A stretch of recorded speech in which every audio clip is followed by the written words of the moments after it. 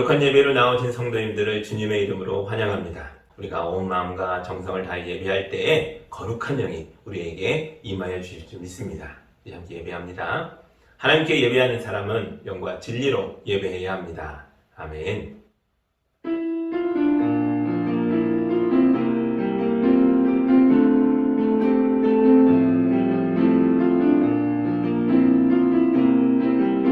사랑의 하나님 아버지, 은혜를 사모하는 마음으로 성전에 나온 성도들의 머리 위에 거룩한 영으로 임재하여 주옵소서. 불의 혀처럼 임하셔서 우리의 죄악을 태우시고 식어있던 우리의 마음을 뜨겁게 달구어 주옵소서. 예수님의 이름으로 기도합니다. 아멘. 우리 한 주간 삶을 되짚어보며 성령의 인도하심을 따라 살지 못하고 우리 욕심대로 살아냈던 것들이 있다면 이 시간 다 주님 앞에 고백하고 용서받는 기도를 함께 드리겠습니다.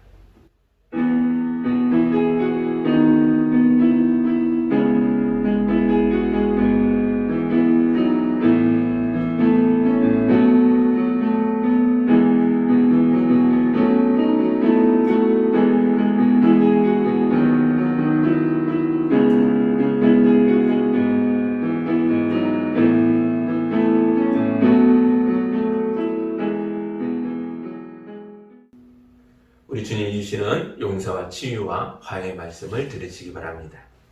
그때 내가 그들에게 일치된 마음을 주고 새로운 영을 그들 속에 넣어주겠다.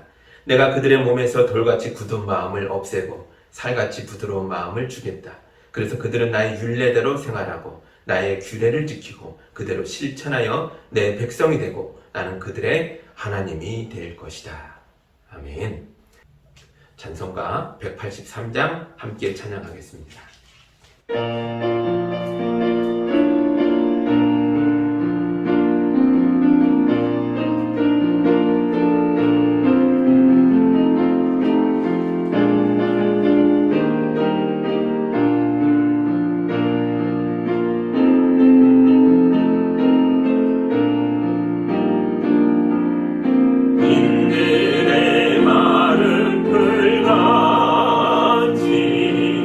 지들은 나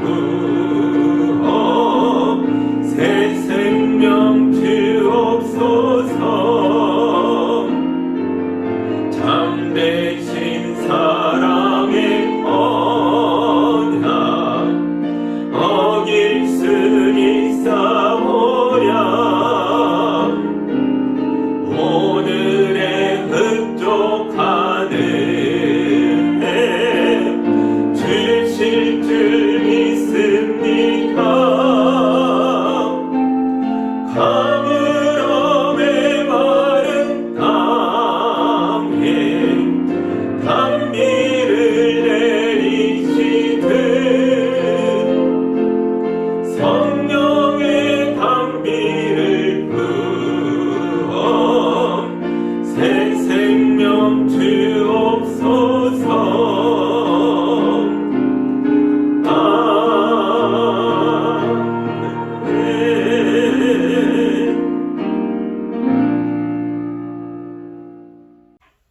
오늘 우리에게 주시는 하나님의 말씀은 마태복음 28장 16절에서 20절의 말씀입니다. 하나님의 말씀을 봉독할 때 함께 보시기 바랍니다. 11제자가 갈릴리로 가서 예수께서 일러주신 산에 이르렀다. 그들은 예수를 뵙고 절을 하였다. 그러나 의심하는 사람들도 있었다. 예수께서 다가와서 그들에게 말씀하셨다. 나는 하늘과 땅의 모든 권세를 받았다.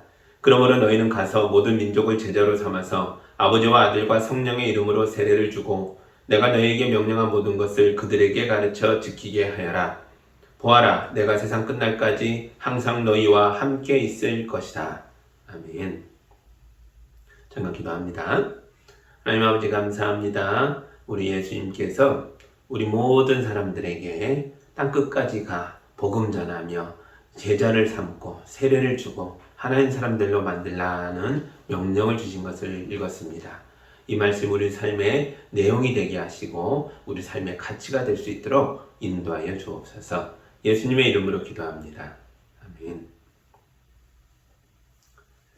예전에 길을 가다가 중학교 동창을 한 명 만났는데요. 이 친구 키가 너무 커서 깜짝 놀랐습니다. 중학교 때는 반에서 제일 작은 친구였는데 고등학교 가서 폭풍 성장을 한 것입니다. 그 친구도 저를 보고 깜짝 놀랐다고 그러더라고요. 제 키가 생각보다 안 커서 놀랐다라고 했습니다. 모든 어린이가 청소년을 거쳐 성인이 됩니다. 이 과정에서 어떤 이는 키가 큰 성인이 되고 어떤 이는 키가 작은 성인이 됩니다. 키와 상관없이 모두 성인입니다. 그러나 성인이라고 해서 모두 어른인 것은 아닙니다. 성인은 몸이 다 자란 사람이란 뜻이죠. 법적으로도 만 19세 이상의 남녀가 모두 성인입니다. 그러나 19세를 넘었다고 해서 다 어른인 건 아닙니다. 어른은 자기 일에 책임지는 성인이란 뜻이기 때문에 그렇습니다. 어린이와 어른의 가장 중요한 차이는 책임감입니다. 진짜 아기라면 귀엽죠. 그러나 다 큰 성인이 아기 짓을 하면 그건 너무 꼴불견이죠. 마음과 생각이 어리고 무책임한 사람은 가족과 이웃에게 짐이 됩니다. 왜냐하면 그 사람이 책임졌어야 할 짐을 다른 사람들이 대신 짊어져야 하기 때문에 그렇습니다. 부모가 자녀를 양육할 때에는 책임감 있는 어른으로 키우는 것을 목표로 해야 합니다.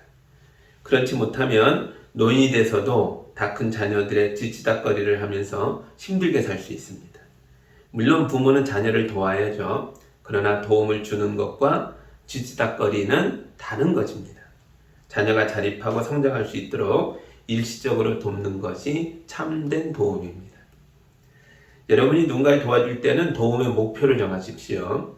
그 사람의 성장과 자립을 목표로 하는 게 아주 좋겠죠. 그리고 도움의 기간도 정하십시오. 3년이면 3년, 5년이면 5년 이렇게 일정 기간을 정해야 나도 상대방도 책임감을 같이 키워나갈 수 있습니다. 우리 예수님도 그렇게 하셨습니다. 16절과 17절 볼까요? 11제자가 갈릴리로 가서 예수께서 일러주신 산에 이르렀다. 그들은 예수를 뵙고 절을 하였다. 그러나 의심하는 사람들도 있었다. 아멘. 죽음을 이기고 부활하신 예수님은 시간과 장소의 구애를 받지 않으셨습니다. 제자들이 있는 곳이라면 어디든지 찾아가서 만나실 수 있었습니다.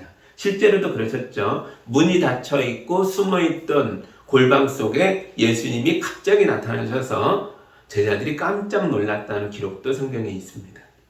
그냥 제자들이 모여있는 예루살렘 성에 다락방이든 어디든 가실 수 있었잖아요.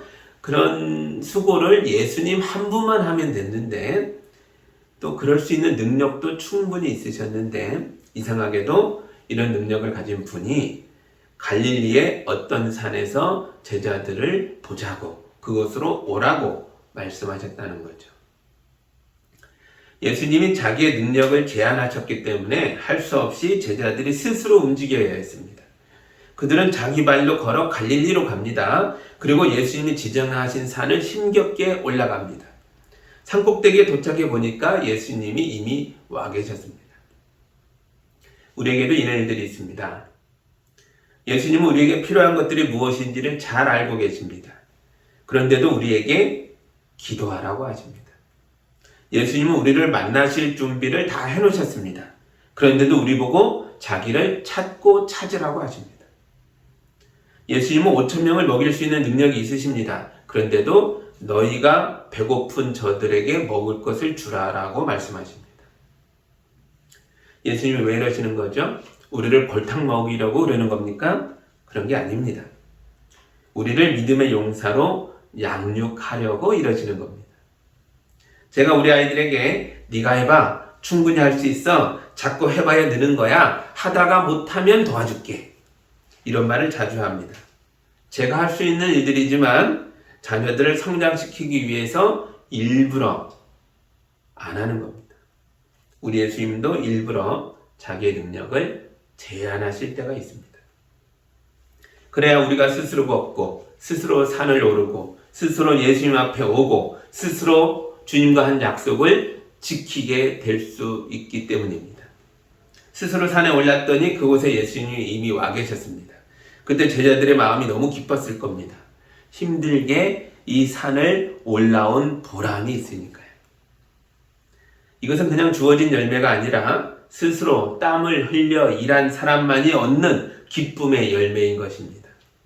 그러나 놀랍게도 그들 중에는 의심하는 사람도 있었습니다.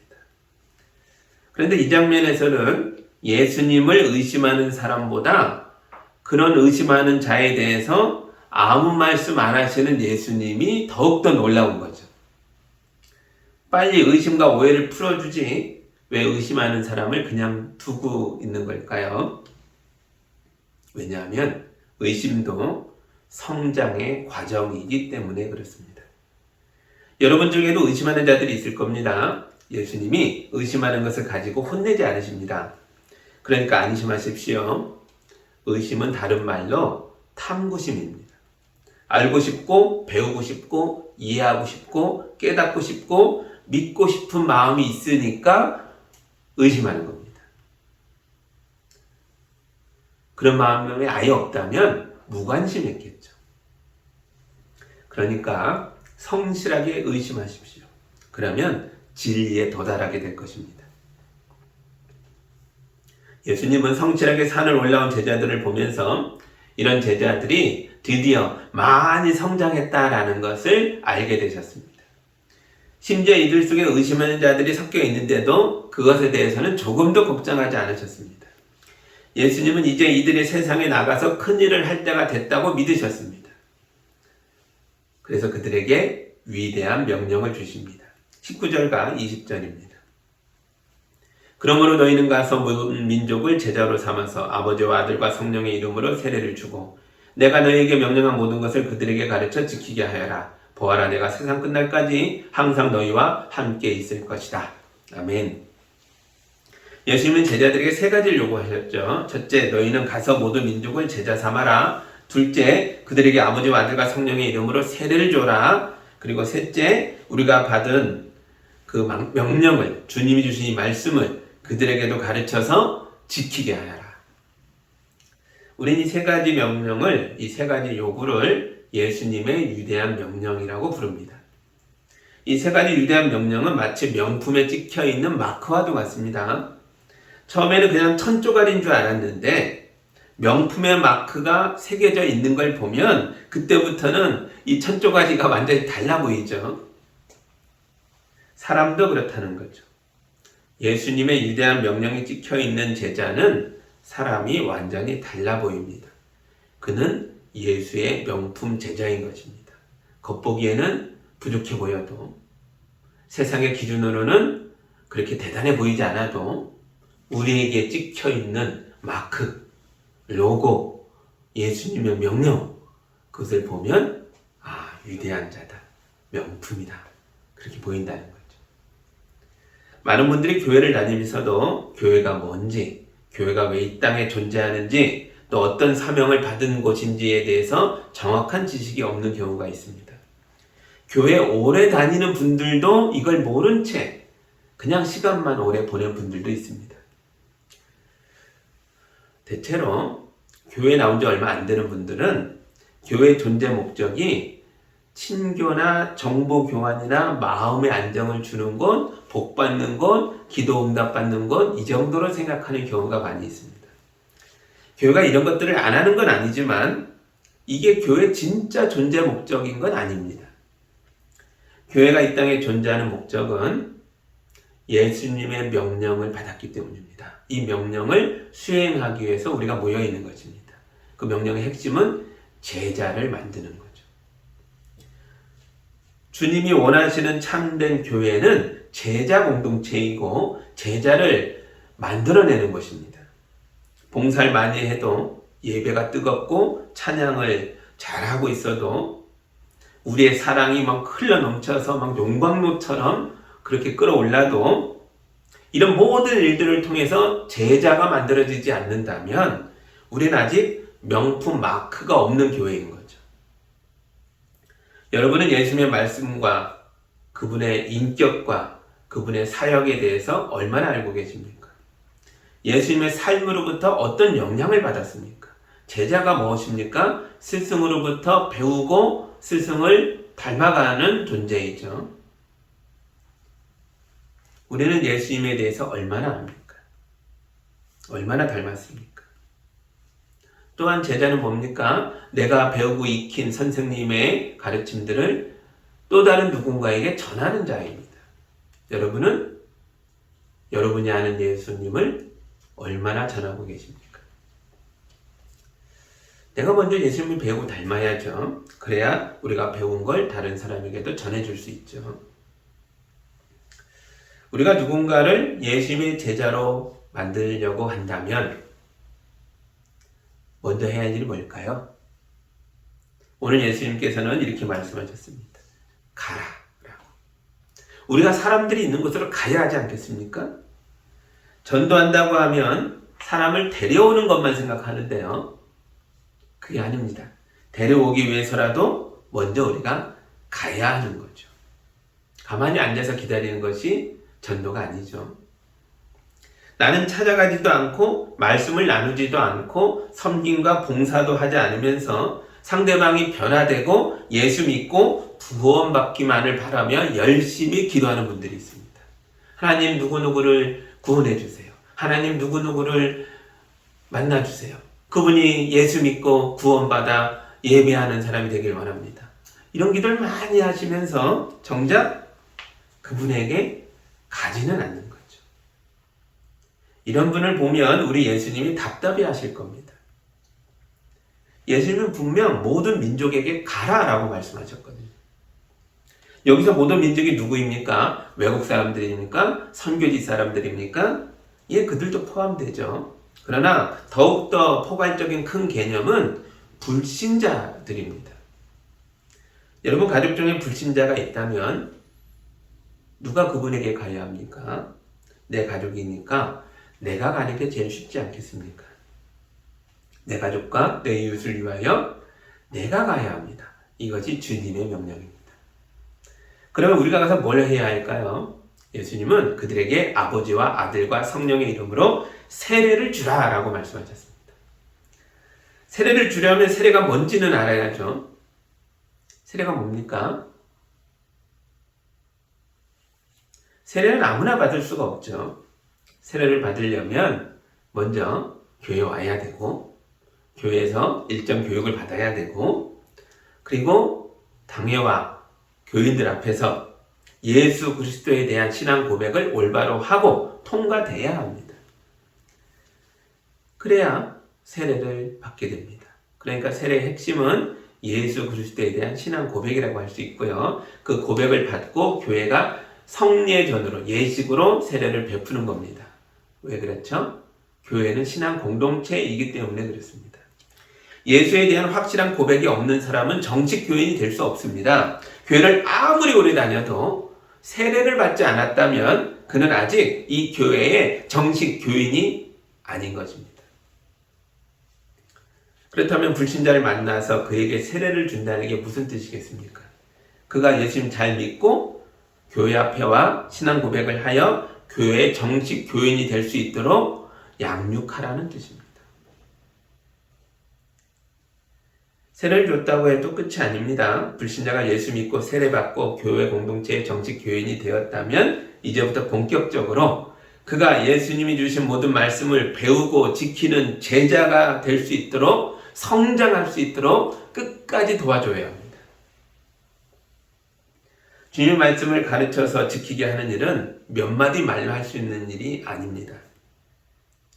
제가 오랫동안 설교해온 목사로서 설교로 사람을 변화시킨다는 게 얼마나 어려운 일인지를 누구보다도 잘 알고 있습니다.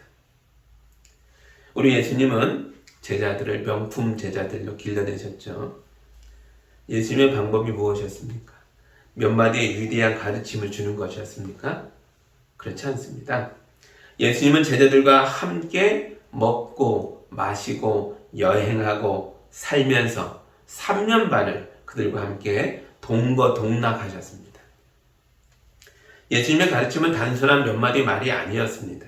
배고플 때, 목이 마를 때, 바다에 폭풍이 칠 때, 배가 뒤집어지려고 할 때, 어린아이의 도시락을 받아들었을 때, 죽어가던 여자의 손을 잡아 일으켰을 때, 유대인들로부터 공격을 받았을 때, 조롱을 당할 때, 십자가에 달리셨을 때, 그리고 죽음을 이기고 부활하셨을 때, 그때 하신 말씀들입니다. 그냥 말이 아니죠. 예수님의 삶과 사역 속에서 함께 동거동락하는 삶 속에서 선포된 말씀입니다. 명품이 왜 명품입니까? 단순히 품질이 좋아서 명품입니까? 품질이 좋은 상품이 얼마나 많은데요. 모든 명품마다 각자의 스토리가 있습니다. 우리 교회도 그렇습니다. 우리가 모여 하나의 교회로 모여 함께 복음을 나누고 말씀을 서로 나누고 함께 동거동락하면서 우리의 스토리가 만들어지는 것입니다. 제가 디모데후서 1장 5절의 말씀을 하나 읽어드리겠습니다. 나는 그들 속에 있는 거짓 없는 믿음을 기억합니다. 그 믿음은 먼저 그들의 어머니 외할머니 로이스와 어머니 윤지게 속에 깃들어 있었는데 그것이 그들 속에도 깃들어 있음을 나는 확신합니다. 아멘. 바울이 디모데에게 편지를 보내야 한 말입니다. 디모데는 이방인 아버지와 유대인 어머니 사이에서 태어난 혼혈인이었습니다. 그래서 이방인과 유대인 어디에도 속하지 못하고 정체성에 대한 혼란을 가진 채 어린 시절을 보냈습니다. 그랬던 그가 바울을 만나 복음을 들었고 예수님을 깨달았고 바울과 함께 시간을 보내면서 마침내 세례를 받고 교회의 일원이 되었습니다. 그러고 났더니 오랜 동안 그의 삶에 고통을 주었던 이 정체성의 혼란이 완전히 새롭게 해석되면서 그가 명품 제자로 거듭나게 되는 데에 멋진 스토리가 되어줬습니다. 바로 그걸 말해주고 있는 겁니다. 너의 유대인의 정체성인 외할머니와 어머니로부터 내려온 이 믿음이 너의 안에 있음을 내가 안다. 그리고 그것이 예수님을 만나 재해석되면서 교회의 지도자로서 이 공동체를 세우고 이끌어가는 자로서 네가 세움받았다. 그 말을 하고 있는 겁니다. 우리는 대부분 마음의 깊은 상처를 안은 채 살아가고 있습니다. 우리가 다 멋지게 보이지만 그건 그것을 꾸미고 있는 거고요. 남들에게 보여주지 못하는 상처가 우리 안에 있습니다. 집안 때문에 그럴 수 있고 어떤 사건 때문일 수도 있겠죠. 그런데 우리가 내 상처를 묵상하고 내 상처에만 집중하고 있는 가운데에서는 치유가 일어나지 않습니다. 상처받은 마음을 쏟아내기도 하고 하소연도 해보지만 그렇다고 해서 약간의 시원함만 있을 뿐 완전한 치유는 일어나지 않습니다. 이게 언제 치유될까요? 예수님을 온전히 만나야 치유되는 거죠. 주의 말씀과 주님의 인격과 주님의 삶과 주님이 우리를 향한 그 사랑과 비전이 받아들여질 때 나의 이 고통과 과거와 이런 상처와 쓴뿌리가 다 재해석되면서 버릴 건 버리고 붙들 건 붙들어지면서 치유되는 것입니다. 이게 혼자 되진 않죠. 교회 공동체가 함께 동행해 주어야 합니다. 머리가 명령을 하지만 몸이 잘 안 들을 때가 있습니다. 우리가 막 그런 얘기를 하죠. 이해는 되는데, 머리로는 알겠는데, 이게 몸이 안 움직여집니다. 그럴 때가 있습니다. 때는 몸이 경직되고 공포심에 사로잡혀 있거나 그럴 때 잘 안 듣게 됩니다. 어떤 남자가 TV를 보다가 사람들이 번지점프를 하는 걸 보게 됐습니다. 발목에 줄을 매달고 푸른 하늘을 자유롭게 나는 모습을 보면서 너무 부러웠습니다. 그래서 그날부터 번지점프가 이 남자의 버킷리스트가 되었습니다. 친구들에게도 내가 죽기 전에는 반드시 한 번은 할 거야, 이런 말들을 많이 했습니다. 그리고 드디어 기회가 왔습니다. 이 남자가 번지점프에 도전하러 갑니다. 점프대가 얼마나 높던지 엘리베이터를 타고 올라가야 했습니다. 엘리베이터가 덜컹덜컹 점점 더 높이 올라갑니다. 남자 얼굴이 처음에 평안했는데요, 점점 올라갈수록 기대와 흥분을 넘어서 공포심이 들기 시작했습니다. 얼굴이 하얗게 질렸습니다. 그리고 드디어 40층 높이에서 엘리베이터 문이 열렸습니다. 안전요원들이 남자의 발목에 줄을 묶어주고 난간의 끝에 세워줬습니다. 그리고 안전요원이 숫자를 셉니다. 하나, 둘, 셋, 뛰세요! 그러나 남자가 꼼짝도 못합니다. 안전요원이 다시 숫자를 셉니다. 하나, 둘, 셋, 뛰세요! 그러나 이번에도 그는 움직일 수 없었습니다. 겁에 질려서 몸이 굳어버린 겁니다. 그렇게 원했는데 몸이 굳으니까 할 수 없는 거죠. 공포심이 그 몸을 장악해버렸습니다. 여러분 중에도 머리로는 이해가 되는데 몸이 움직이지 않는 분들이 있을 겁니다. 그래서 교회가 필요합니다. 교회 안에는 이미 예수의 말씀으로 자기의 발목을 묶고 푸른 창공으로 뛰어들어 본 사람들이 많이 있습니다. 모두 예수 안에서 참된 자유를 맛본 사람들입니다. 선포되는 말씀에 귀를 기울여 들으십시오. 그리고 교인들과 삶을 나누십시오. 교인들에게 기도를 부탁하십시오. 그리고 위로와 격려를 받으십시오. 이런 동고동락하는 교회 공동체의 삶을 통해서 우리가 달라질 수 있습니다. 우리도 주의 말씀에 나의 발목을 묶고 뛰어내릴 수 있습니다. 자유를 경험할 수 있습니다. 그때 우리의 힘들고 아팠던 과거가 명품을 만들어내는 아름답고 거룩한 스토리가 되어줄 것입니다. 이런 명품 제자들이 가득한 아름다운 교회를 이루어가는 우리 성도들이 다 되시기를 주님의 이름으로 축복합니다. 기도하겠습니다. 하나님 감사합니다. 우리 예수님이 주신 말씀이, 이 명령이 우리의 삶을 지배하고 우리에게 찍혀있는 마크가 되어서 우리를 참된 자유인으로, 참된 명품 제자로 인도하여 주시니 감사합니다. 그러나 주님, 말씀을 알았다고 해서 우리 삶이 갑자기 달라지진 않습니다. 도움이 필요합니다. 주여, 우리 교회 공동체가 서로를 이렇게 동고동락하며 서로 붙들어주며 서로 말씀을 가르치고 또 말씀을 지켜나갈 수 있도록 붙들어주는 공동체가 되게 하셔서 우리 모두가 한 사람 한 사람이 은혜 가운데 이 자유를 누리며 살아가는 명품 제자들이 될 수 있도록 인도하여 주옵소서. 우리 성도들이 예수님을 닮아가면서 나만 구원받은 것으로 존재하는 자들이 아니라 가서 내 가족과 내 이웃도 복음을 듣고 내가 누리는 이 자유를 함께 누릴 수 있도록 초청하고 양육하고 세례주고 가르치고 인도하는 자들 될 수 있도록 도와주시옵소서. 예수님의 이름으로 기도하옵나이다. 아멘.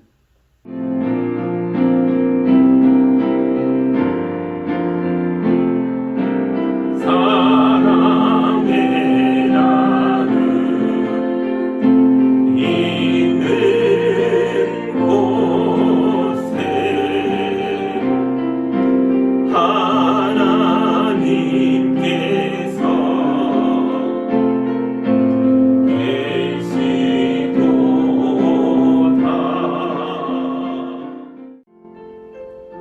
하나님 아버지, 우리 성도들을 축복하시고 이 땅에서 수고하고 애쓰는 모든 것들이 은혜의 열매가 되도록 인도하여 주셔서 감사합니다. 성도들이 거룩한 예물을 올려드렸습니다. 이 귀한 예물을 통해 영광 받아 주옵시고 주님의 교회가 든든히 세워지게 하시고 이 땅을 살아가는 어렵고 힘든 사람들을 위로하며 일으켜 세우고 도와주는 일에 거룩하게 쓰이게 하여 주옵소서. 우리 성도들 연약해지지 않도록 주님이 붙들어 주시고 건강을 잃은 자들을 회복시켜 주시고 마음이 무너진 자들을 은혜로 일으켜 세워 주시며 하는 일마다 복되게 열매 맺도록 축복하여 주옵소서. 예수님의 이름으로 기도하옵나이다.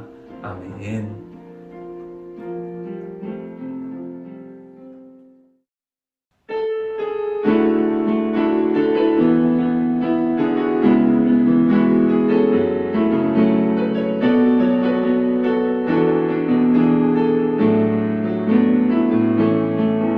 날이 저물어 갈 때 빈들에서 걸을 때 그때가 하나님의 때내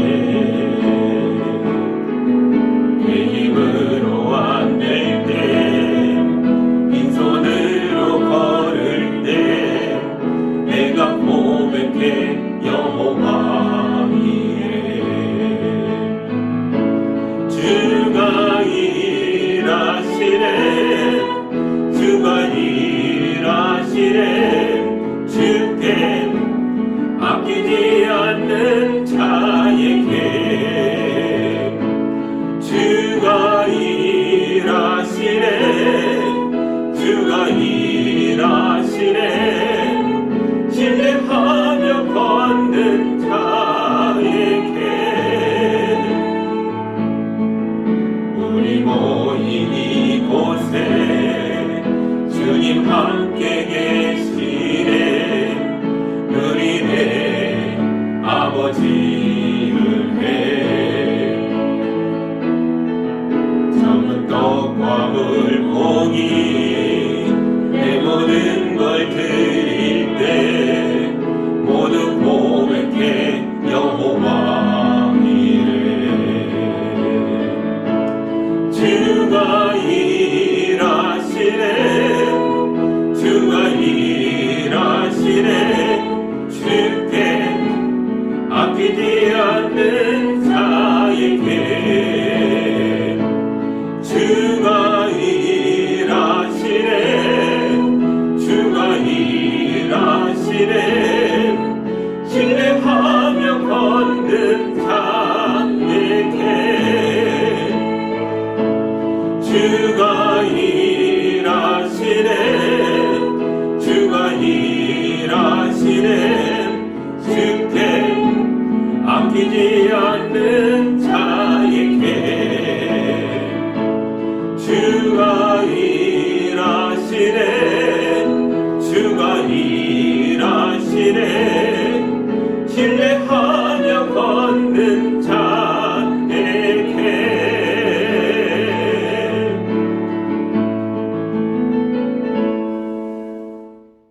이제는 우리 주 예수 그리스도의 은혜와 우리 하나님 아버지의 크신 사랑하심과 성령님의 함께하심이 주님의 말씀 붙잡고 광야 아래 어둠에 눌리는 것이 아니라 뚫고 일어나 하늘의 만나를 먹으며 하나님 나라로 향해 가는 성도들의 가정과 삶의 터전 위에 이제로부터 영까지 함께하기를 간절히 축원하옵나이다.